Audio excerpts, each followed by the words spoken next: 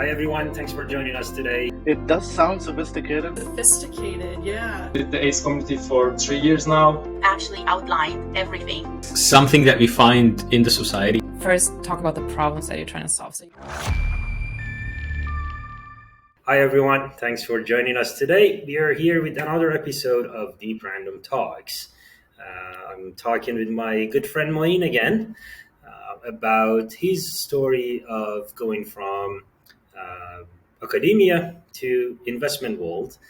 And we're going to hear more about it, and I'm sure you will learn quite a bit from this conversation. So how are you doing, Moien? What's new with you?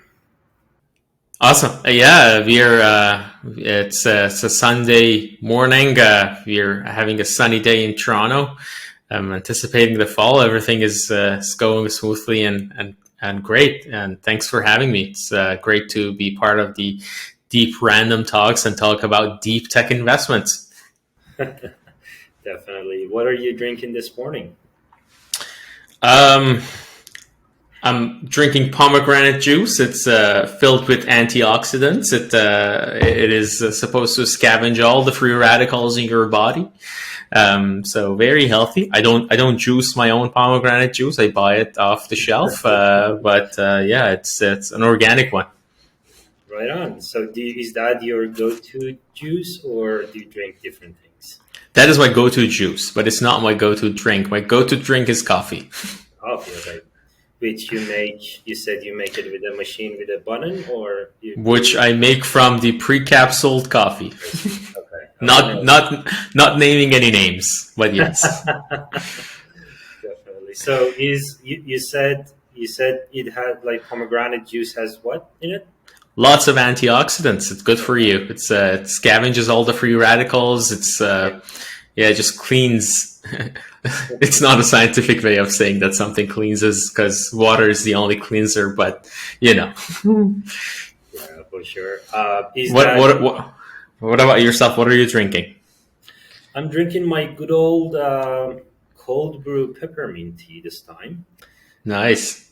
Yeah, it's, as you say, warm. A bit of cooling is helpful, So I know you did a PhD. Was that related to the effects of pomegranate juice, or was that on something else? No, I actually did the PhD in polymer chemistry. So I did work a lot with biomaterials specifically. My research was using cellulose and other types of biomaterials for 3D bioprinting applications. So printing potentially scaffolds that can be used in the future for organ transplant is the idea, or at least environments where you can grow cells and you can then test different types of drugs on it. These are the applications of 3D bioprinting. And Canada is actually a host of many researchers, and many spun out commercialized 3D bioprinting products as well. So very cool. So you said you would print a scaffold, so sort of like a template or a mold of sorts, and then you grow molecules on that. Is that the idea? So scaffold is the I guess jargon that people in bioengineering use for a host that allows cells to attach to and grow in a 3D environment. You basically have a lot of biomaterials. Our body is actually made of all these polymers that are intertwined and allow the cells to grow. The different organs that you look at are actually built that way. And not to get into a lot of details, but then us learning from nature and trying to mimic what nature does is okay. Let's take some of these polymers, extract them from animals or from nature. So like in my case, the polymer that I chose was cellulose driven from trees, which are found a lot in Canada, luckily. And the idea was, can we actually make an environment that mimics, let's say, body's environment, and we can then grow cells in, and that grown cell can then form an environment that looks like an organ. It's not necessarily an organ. And then if I actually, let's say, pass through different drugs, can I see the effect of that drug on that organ? we call that an organoid, by the way, but not to get into a lot of details. My background before that was polymer engineering and chemical engineering. Did a lot on the oil and gas side, I guess. Specifically, I did research in tailing ponds, which is a recurring issue in Alberta, where the oil is being extracted. But then I liked the polymer chemistry aspect of things, and I started working on biopolymers, and that was very fascinating to me. One of, I guess, the recurring theme that you hear from my background and my story is that I like to try different stuff, and I'd like to become a generalist, even though I did bachelor's, master's, PhD in chemical engineering and kind of realm of polymers. I moved around a lot, and that's not something that you see from PhD people. Yeah, definitely. You are the kind of PhD people that I like to hang out with, though. People who are too singularly focused, unless they go really, really deep in a very interesting topic. There's a bit of a loss of touch with reality. But anyway, so you said there are a lot of research groups in material science and engineering and discovery, but there are also a lot of companies, startups specifically in Canada and also in the States and probably elsewhere. Is that what did you try to start any companies out of your research? Yeah, actually, that's kind of the beginning of the story for me. I What I tried to do was to commercialize the material and the method that we had for creating these organs. And at the time, I mean, I had taken a couple of business courses, and I knew how to calculate my market size, and I knew how to evaluate what would be potentially the revenue of a company like that. And what I realized was that the product that I'm creating is too academic, at least at the time was too academic. It is still far away from having commercial applications and getting to regulatory processes, etc. But yeah, at the time, I started that. I started like putting together this company with my supervisor, and I just realized that it's not going to be a very massively scalable business, and it's going to be stay small and for some time at least. And that was around the time that I got to know more about a program that runs at University of Toronto called Creative Destruction Lab, which has a mission of supporting deeper technology companies in conjunction with their MBA program to be able to train and mentor deep tech startup founders. So that was kind of the segue for me to starting a startup, fundraising, etc. And then that's the beginning of my story. That's cool. So in hindsight, do you think you should have continued that startup, or was it a good decision to move away from it? No, it made the right decision because it was just too soon for a technology like that, and being too soon is never good. It is unfortunate that sometimes you're too soon, but being too early before your time, before having commercialization and a large market opportunity, is actually an unfortunate thing that happens to a lot of deeper technologies that are being developed at university level. And no, I don't regret the decision. I think that was the right decision to make. Yeah. Very cool. So you had a PhD. You were working on some interesting ideas. There was some potential for commercialization, but you decided that was too early. And I'm very familiar with that problem. I also tried a very similar thing. In my field, in my research, I ended up with a few patents, and we tried to commercialize it. But as you say, like just the market was not ready. Like we were talking to people about quantum effects in customer development conversations, and they were asking if we can jam in more fiber optics into their into their fridges. So definitely a very, very interesting dynamic there. And then you came across Creative Destruction Lab, which is a very interesting institution, and for those who are not familiar, definitely look that up. But so essentially, my understanding of Creative Destruction Lab is that it's pretty much the technology transfer part at U of T, but also more broadly, that helps mainly a lot of academics to bring their ideas to market. Is that a fair assessment, or is there more to the story? I just share my kind of experience and my view. Obviously, folks at CDL can share their comments about what the program is exactly and how it has evolved over the years. But at the time that I joined, it was a program that would run a whole year, bring in startup companies, whether from U of T or anywhere else. It's actually a global program. And it has specific streams of technology. So they are one of the leading programs on quantum technology, for example. If you have a healthcare company or if you have an AI company, there are specific streams for your specific company. And what happens in these streams is that you are in a room with mentors who have industry experience, a startup experience, investment experience in that specific field. So folks that have lived what you're living now, have supported companies very similar to yours or later stage than where you were at, and can add value. So the idea was not to find investments. The idea was not to accelerate your growth or like help you with like your product market fit, etc.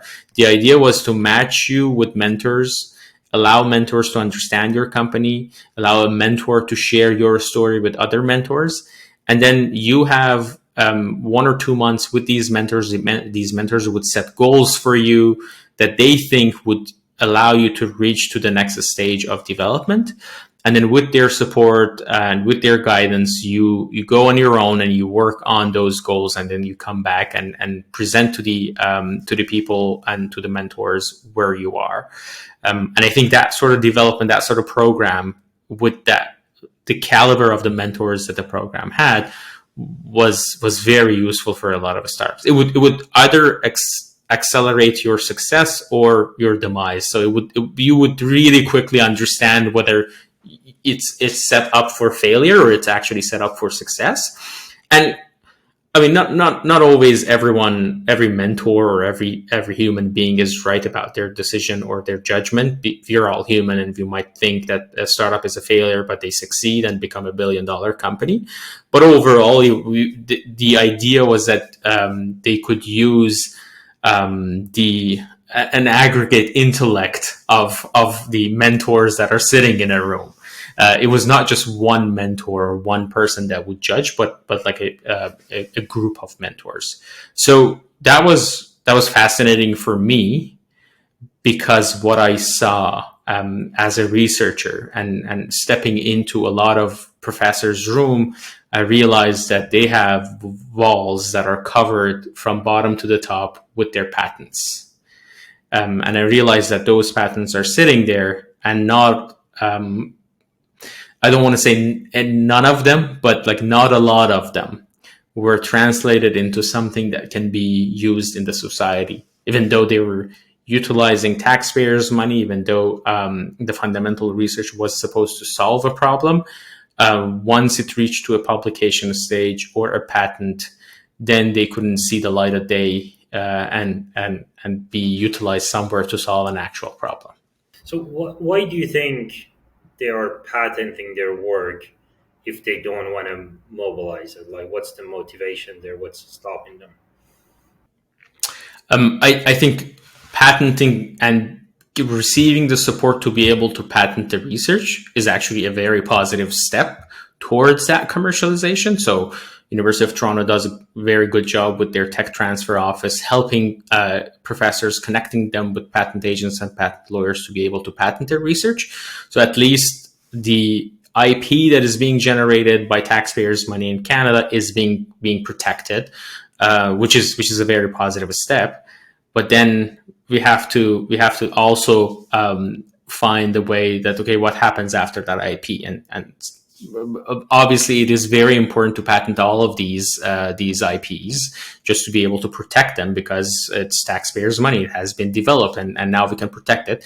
Sometimes we don't understand how we can use it in a specific problem that it has probably an underlying fundamental question associated with it, which we are not really poised to speak about here. But after that patenting process, obviously, there are a lot of other things that universities are doing. Obviously, they are doing that, and that's why we are seeing a lot of companies being spun out. But that was my personal motivation, seeing that how can I actually support these founders that were like myself, like yourself, where the patent was generated, and if we didn't know what to do with it, and we didn't know how we can actually commercialize it, is it actually commercializable or not? Maybe it's too soon. Maybe that specific material that I developed can be used in a couple of years by another company that has collected a couple of other patents. That's still a very amazing outcome of the research that I have done. But the idea for me was to how I can be the person who understands this process and be able to actually support these kind of companies to commercialize and be able to get more value out of the research that was done. Very interesting. So, in interacting with folks like those, profs, grad students, postdocs, etc., like academics in general, who had generated intellectual property, what are some of the patterns that you observed in terms of them being able to move on to the next stages of commercialization, and how did you go about helping them move forward? So I think we can talk about the trends. That what are some of the things that we see in academia? So you might be publishing a publication and then having a patent as a university professor, but then obviously your full-time role is to be a university professor. You decided to be a university professor. Some professors obviously decide to be co-founders of these companies. Some even decide to take a break and become full-time founders, which is great. Everybody has their own path that they decide. And then there are obviously grad students. So most of the time, I think the idea is that the professor becomes or stays as a full-time person in their current role. They stay as an advisor to a newly formed company, and then that grad student or that postdoc becomes kind of the person who spearhead the commercialization of the patent, if that's something that everybody agrees on. So obviously, one of the things that I used to see was that university was trying to educate these folks specifically with different programs. Obviously, they were starting to realize that gap, and they started to create some programs to help these folks get that business acumen that they need to be able to actually commercialize the product. So that was a trend that I was seeing at the time. Even though universities were trying and these people were interested in commercializing, I still think most of the grad students thought that there are other ways for them for their future. Like they did a PhD, they probably wanted to do a postdoc and become academic as well, which is a very admirable path for what they have done, and that's something that definitely I considered at some point as well. But then to motivate the grad students and postdocs to actually commercialize the work that they have done is a different beast. Just to be able to bring in more people to see the application of what they have done in the field is something that takes a lot of effort. We are seeing a lot of movement and change, but still we need to do a lot more. What have I done to help these folks?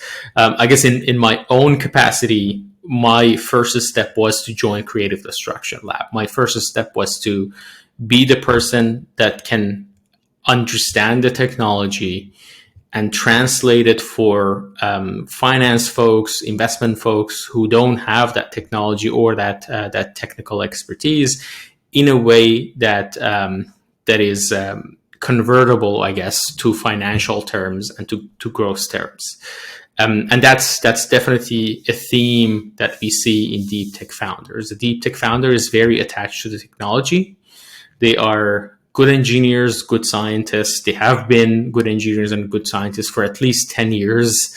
They have done a lot of work on their technology. The technology is their baby. They're able to explain it very well in technical jargons, but then they're not able to communicate what is it that the technology does? How is that technology better? How is it going to be transforming a specific thing in the real life? And then what is the actual commercial and financial gain that can be generated from that?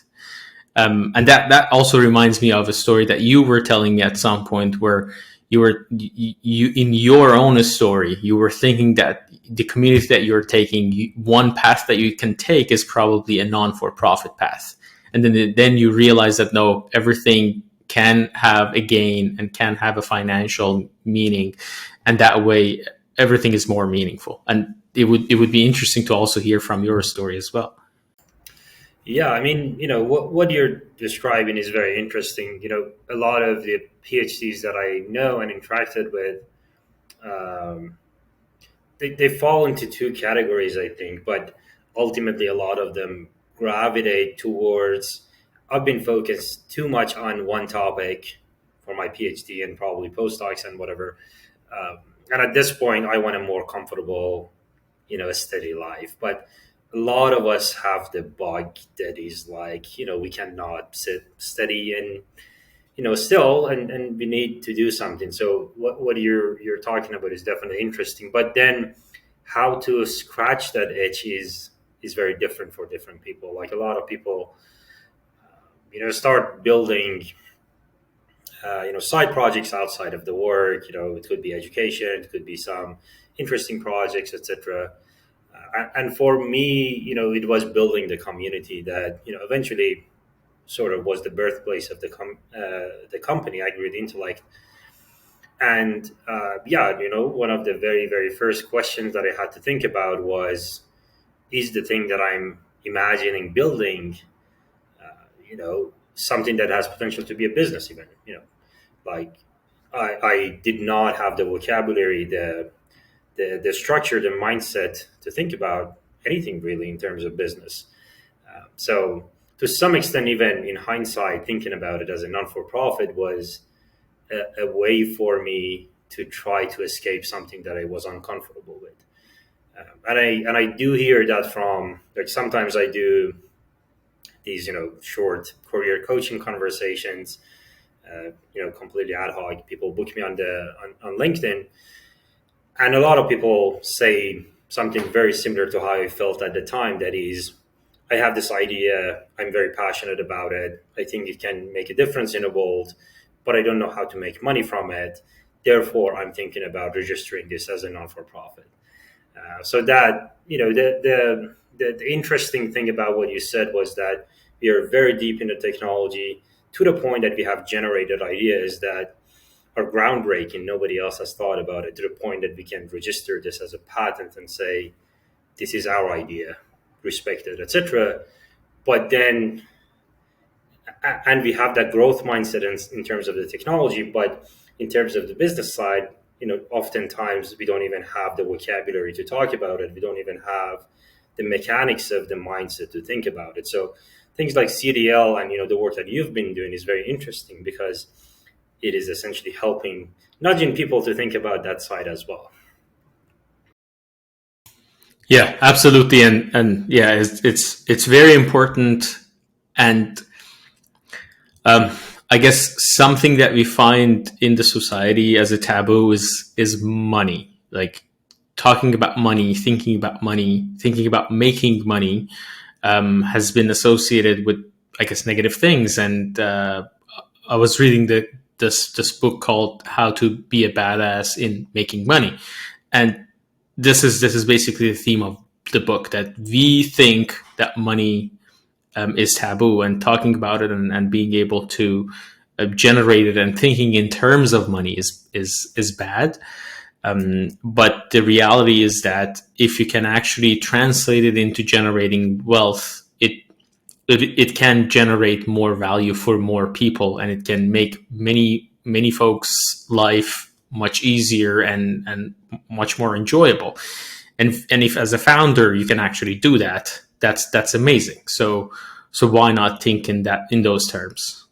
Yeah, definitely. I think that differentiation between money and wealth, I think, is very important. Like a lot of people, uh, the greediness of, I guess, the negative connotation, at least one of it, is greediness, and that's something that people are uncomfortable with.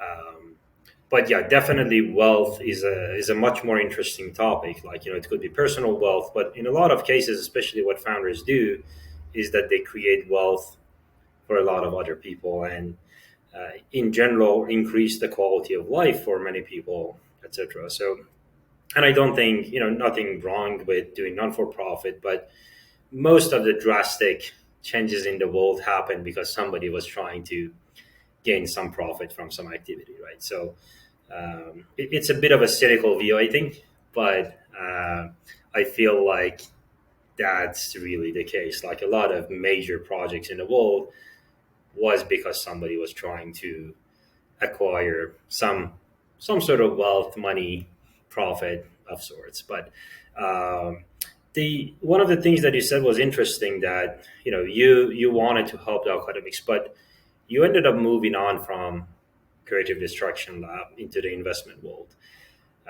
So what was it that you did not find towards the motivation that you had, or rather, what was it that you were looking for when you did that move?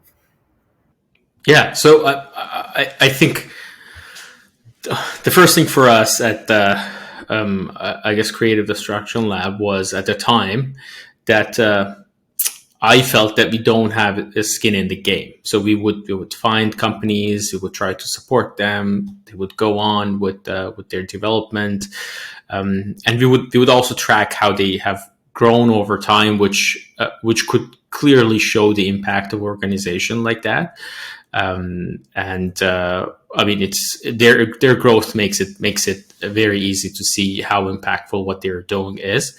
But what I wanted to do more was that, okay, I realized that most of these founders, the biggest barrier for them to grow was to be able to communicate clearly to anyone, to their mentors, to the potential investors, that what is it in terms of value that they are creating, what is it in terms of application that they're creating, that is going to be that breakthrough solution for a specific problem, and how is it that they are the team, and they are the group that can scale this and make this happen. So I realized that communication problem was very huge, and I thought one of the things that is happening in investment world a lot is that as the name suggests, it's investment world. So folks who work in the investment world have usually, and hopefully that's not the case moving forward, they usually have finance backgrounds. So they have a bachelor's of commerce, they have an MBA, they know the accounting, they know the finance part, they know the how to calculate the equity and value and everything else. But when it comes to understanding a deeper technology, they and listening to a deep tech founder, they might come up with the comment that, okay, you're too technical. And that you're too technical means that I probably don't understand what you're saying, or I probably don't have the confidence in you. So can you come back with a business founder and tell me more about what the solution is? And so I thought that to reduce that friction, I could be the person who can translate this technology, who can translate the impact of this technology, who can learn more about the business side while I am the technical person, and be able to translate it in a meaningful way for fundraising. That way, I can reduce the friction. That way, I can help this founder raise the funding, and then I can also help the investment team to reduce the risk and understand the real impact of the technology, reduce the risk, increase the upside. And so that whole, I guess, idea of how I can help the communication, how I can help translation of that communication into financial language, and how I can actually increase the upside for investors. Led me to think that if I become an investor, if I join a team that does investment specifically in deep tech companies and IP focused companies, that would be a good place for me. That would kind of satisfies my mission and my role in this realm of a startup and commercialization. Yeah, that having skin in the game is so important. Like in our own journey, we have interacted with people who are trying to give us advice or help us build what we're doing, but the the difference between people who had a skin in the game and people who did not is so drastic. If you don't have a skin in the game, you might do things as a bit of a checklist, like these are the advices that I have. It's up to you what you do with it. But then those follow-ups that you do when you have a skin in the game on the back end of your uh, on the back end of your advice or help that you're providing, it is the thing that makes the hugest difference. So I'm glad to see that you made that movement. But what are some of the things that you noticed, like more specifically, about things that founders were struggling with, and how did you go about helping them? So I think I'll start with the fact that fundraising is a challenging process. You essentially, as a CEO or the team in a startup that are taking the responsibility of the fundraising, you basically switch mode into a fundraising mode. So you might have other challenges. You might be dealing with potential customers. You might be dealing with your internal team to build a product, but your mindset also changes all of a sudden to the fundraising mode mindset, where you have to book a lot of time slots, talk to as many investors as you can find. You're looking for that smart money investor that can help you, but also my laptop just fell. But also, you're looking for that investment. Sorry, you're looking for that investor who can support you not only with investing in your company and believing in your mission, but also supporting you through your growth path. And finding that a specific investor requires a lot of time from you, a lot of time commitment. You have to. It's not that the company pitches to an investor. It's also you as a startup founder better understanding what the investor does and how they can actually support you. So that's a frustrating, long process. It takes a lot of energy, a lot of focus. You're pitching essentially the same thing multiple times a week, and so it is dreadful. It is difficult.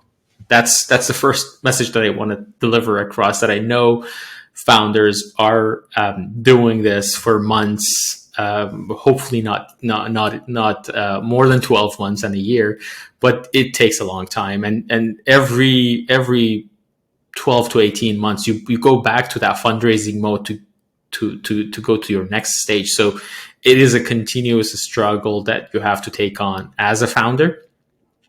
And now imagine that you are that technical founder without the business expertise, without the business education. You were never taught how to negotiate. You were never taught how to present something and how to be confident in as a salesperson. You were always taught how to solve an equation, how to do a specific test, how to build a solution, and how to do research. So now it's time for the founder to switch mindset, learn new things, drastically different from their education, and get ready for like dealing with investors who most of the time have finance background to be able to communicate with them, and then be able to negotiate with them on the other hand. So a lot of things happen that are very challenging, specifically for a deep tech startup. And you're basically starting this journey of fundraising. Now, there are a couple of themes that we see from deeper technology companies. One that we have already mentioned is that communication barrier. You're too technical. You're talking in your own jargons. You're not translating what is happening in your technology and how your technology is going to change the real life process, and how it can be translated into generation of value and wealth. So that's definitely a main theme. We see a lot of that. We can definitely talk about how we can actually resolve part of that challenge. The other thing that I realized that we see a lot is again, on a founder being able to negotiate deals, understanding the deal terms, and having that negotiation skill set in their back pocket, so that once you get to a point that a VC likes you, you like them, you get to a deal that you're happy with. That is definitely the other aspect. Again, one thing that I want to add is that I have seen a lot of deep tech founders who obviously are very smart, have picked up those skill sets along the way, and are also amazing negotiators. So you're shocked that this person has a PhD in a specific field, never worked outside academia, but they're an amazing negotiator. And that's just because they have kept an open mind, they have picked up these skill sets along the way, and they have equipped themselves the same way that they do research. They have done research about fundraising, and they have equipped themselves with the toolkit that they need to be a good negotiator. So communication, negotiation.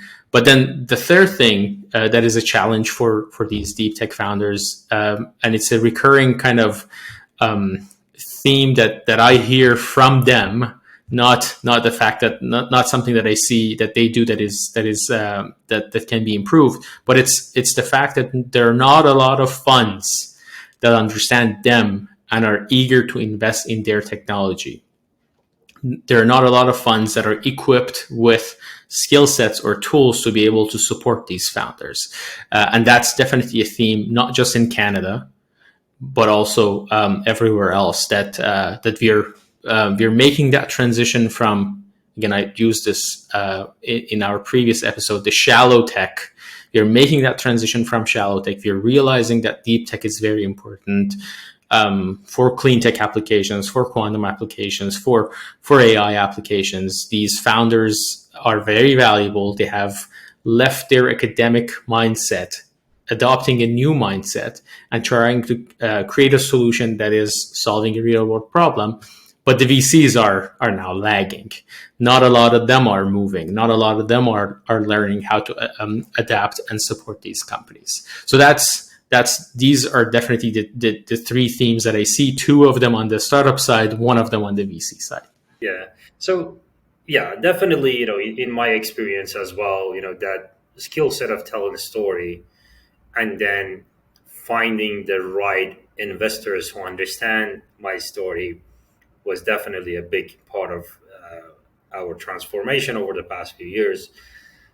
And as a practical tip, I think what really significantly helped our story was, first of all, understanding that you have to tell a story, but also importantly, working on that story with your customers and repeating that until it makes sense to the customers. Like if you are not telling a story that your customers understand and relate to and get excited about, you have a very low chance of getting investors excited about it. So that we have spent a lot of time talking to users, but it wasn't until we were telling them a story, we were telling them about a product that got them excited, that we managed to got the investors excited. I think that refinement of the story, the strongest signal that you can have for creating your story, for refining it, for getting it to the point it should be, must be talking to customers. Because until they get excited about what you're building, your story still needs work. And as I heard from you previously, Moien, investors have been doing this for long enough that they can tell when you're uncertain. They can tell when you haven't quite figured things out. So that I think is a very, very significant part of the creation of the story. That again, like a lot of us who come from academia are not comfortable doing. Like, we're not comfortable going out and people telling us that our babies are ugly, right? So it's a very uncomfortable experience that we have to go through, but so important. And again, like going back to something I said earlier in the previous episode, even building that internal knowledge that why this works with this particular subset of customers, at least, is the reason that you can gain that confidence to talk to investors. And that will show very clearly that you have done your homework, you understand your market, you understand your product, and you can tell a good story about it, because like all of these really come hand in hand. So one thing, and again, like from the investor side also, what I can do as a founder is understanding the fact that investors come in different shapes and sizes and different types of theses, and identifying investors who understand my domain based on their previous investments, based on referrals from other founders who have worked with them. It is so important. Like last year, I spent so much mental energy being upset with investors who completely dismissed my idea, until I learned, okay, it was just not the right person. Like, there's nothing wrong with my idea, because 2 days later, I'm talking to another investor who's jumping up and down when they're listening to my story. And really understanding that point is also very interesting. Like finding this match between sort of a demand and supply kind of thing that exists there. But you are doing something very interesting. Like you've had entrepreneurial thoughts. You tried to use it through an organization that existed, and eventually found yourself in investment because you thought that's the place where you can have the most impact. And on an individual level, I really admire that. That's a very important motivation, because a lot of the people like me could use more technical people like you on that side, because you can help us translate. Like a lot of the time we have ideas and we have difficulty. Even after all the above, we still might have difficulty communicating it. So the receiver being able to receive it and analyze it and understand it and translate it to the more financy kind of folks is super helpful. But you're one person. How are we going to fix this problem at a larger scale? Like, where do you see your effort go from this point on? That's very important to talk about. The fact that, as I said, most of the investors have a singular type of background. They're coming from finance world. They were investment bankers. Some of them might be also startup founders. Like they might have previously built companies, which is being an operator, which is an amazing experience and set of skills and backgrounds. But again, it is different from being a deep tech founder. And there are not a lot of deep tech founders that have exited and have started a VC. Obviously, that is the most valuable kind of a skill set and venture capital firm or an angel investor who can support and understand a deep tech founder. We have some great names in Canada, which I'm not going to mention, but who have exited their companies. They have a specific educations and specific technical companies that they exited, and now they're writing 100K checks into deep tech companies because they understand what the technology is and what is the impact of the technology. So that's definitely happening, but it's very few. It's less than 5. It's less than 4 in Canada, maybe. And that is the actual problem. The composition of teams are not that diverse. So being able to see more technology kind of experts coming on the side of investment is very important. But again, what is a challenge in that for someone like me to make this transition? I had to, study more by myself, the business side of things. Or work in organizations before joining a venture capital firm, work in organizations that allowed me to pick up on what are some of the things that I have to learn. For example, when I was working at Creative Destruction Lab, I had access to the finance lab. being curious enough, I would go and sit in the finance lab, try to use the different tools, the Bloomberg terminal that the finance lab had, the Capital IQ that the finance lab had, and was just like using them for my companies, like helping the companies that I was supporting with their market research myself. That was not my role, but I just wanted to do that so that it gives me also a chance to learn more, but also it would give me the chance to be a better manager for the companies that were part of our program. So that's definitely something that I did that allowed me to pick up on the business knowledge as well. And that's something that is something that these founders need to build on. The fact that, okay, they have the technical background, they can read patents, they can read publications, they can translate it. Can they actually now translate it into finance language or not? You don't need to do an MBA, another 2 years and another 200K. You can definitely pick up on that. And I think a lot of VCs, specifically, I see a lot of healthcare VCs in Canada are hiring PhDs. They're training them. They're having internship programs. You just need to see more of that. And that would allow more support for these deep tech founders, whether they're in healthcare, whether they're in material science, whether they're in AI. We need more of that for sure. So that's definitely one aspect and one solution to this massive problem, and it takes time. That like any diversity, bringing in this specific diversity of background also takes time. Yeah, for sure. And I definitely have noticed entities like CDL bringing in more PhDs in their managerial layers that are interacting with the companies is definitely a positive direction. And as you say, the more deep tech founders exiting and starting funds is hopefully also going to make a difference. And we're seeing some leading indicators of that happening. So definitely, as the investment space becomes more diverse, we'll see more deep tech founders get funded and supported to pursue their ideas and hopefully build things that make a difference in the world. Definitely, a lot of education is needed on both sides.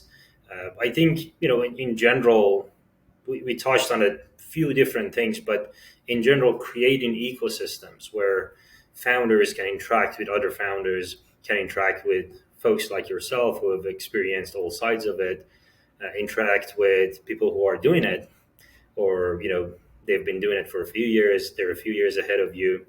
Like, having those ecosystems are so important. And one of the ambitions and visions that I have for aggregate intellect is that one day, not only we become a place where intellectual property can be generated, as we are already seeing that in our community, but also have more investors and more technical people involved, because creating that social proof of some idea working through a community is definitely a very interesting way to also approach it. So there are a lot of good work that is happening. I'm excited to see where we can go with all the above, but we should start wrapping up. So what's the verdict of this conversation, Moin, for you? What should be the takeaway for those who are thinking about starting deep tech companies, or also on the investment side, those who are interested in investing in deep tech companies? I think for those who are thinking to commercialize the IP that they have and starting a startup specifically on the deep tech side, one of the things and one of the themes that we see is basically twofold: two different skill sets that we want to see more of, and what we suggest these founders try to build on is definitely the communication skill, which, if I want to break down quickly, it would be, we don't see the market size properly measured and told. We don't see the correct customer or the impact on the customer. We don't see the impact translated into financial language. We don't see what would be the next step after this fundraising goal, etc. So there are things that we don't see on the communication side. As a whole, we just want to call it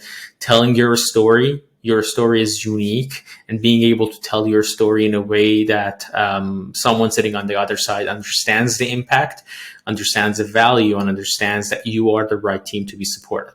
So that's like the whole theme on the founder side. We also mentioned and touched on skills like negotiation skills, being able to communicate with your investor what is it that you're comfortable with. Obviously, lots of founders, when they get to that stage, they try to use their support of some mentors, which is a great idea if you don't have that skill sets, but that's definitely something that you can pick up on as well. I guess on the investment world side, we are hoping to see more diversity of background. We are hoping to see more deep tech founders exiting their companies and building venture capital funds that can support new deep tech companies being born and commercialized. And as that is happening and that's building up, we think more VCs, more angel investor groups, they can be supported with these highly educated PhDs, deep tech experts that can come in. They can learn the jargons and lingo of business, and then they can support these investors in their decision making, lowering the risk, increasing the upside, better translating the technology.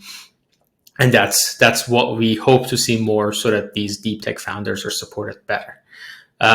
But I think one of the interesting things for the series of Deep Random Talks is that we talked about your story, we talked about my story, and both sides of getting that investment and giving that investment.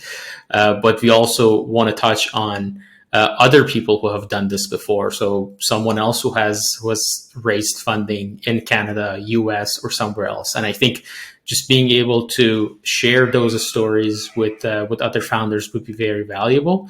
It gives them the perspective of what is it that they have to expect, what is it that they have to prepare, and how the future is going to look like for their startup. For sure.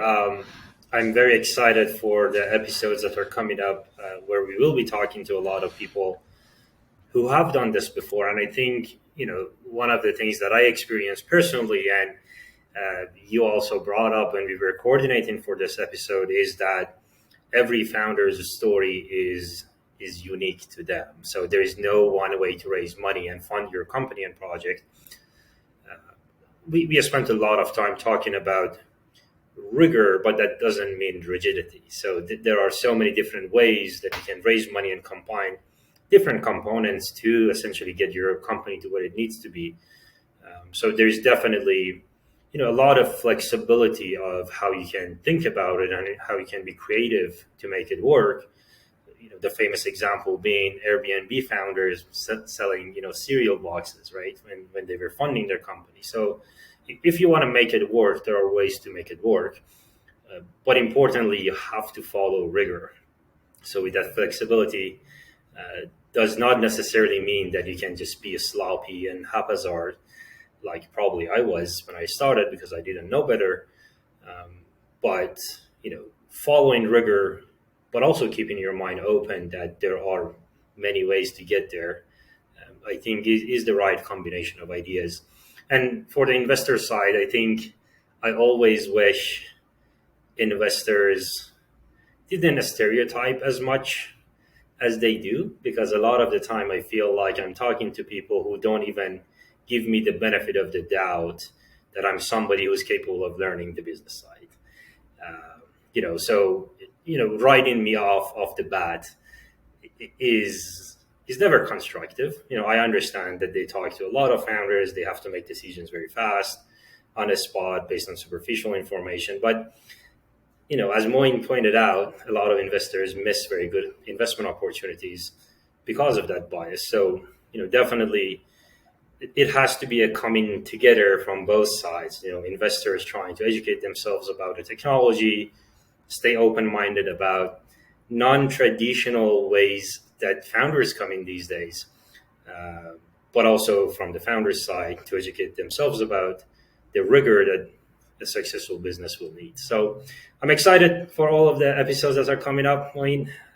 It will be a lot of fun to talk about all these topics with all the founders who've done it in many different ways, and hopefully with investors who are providing different ways of funding to companies. There are also all sorts of new financing ways that are coming up. So this is going to be an exciting series.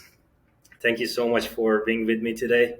It was very fun to hear your story, and I'm excited to hear all of our guests coming on the show and talking about their stories. Thank you so much for watching this episode. Tune in again next week for the next episode of Deep Random Talks.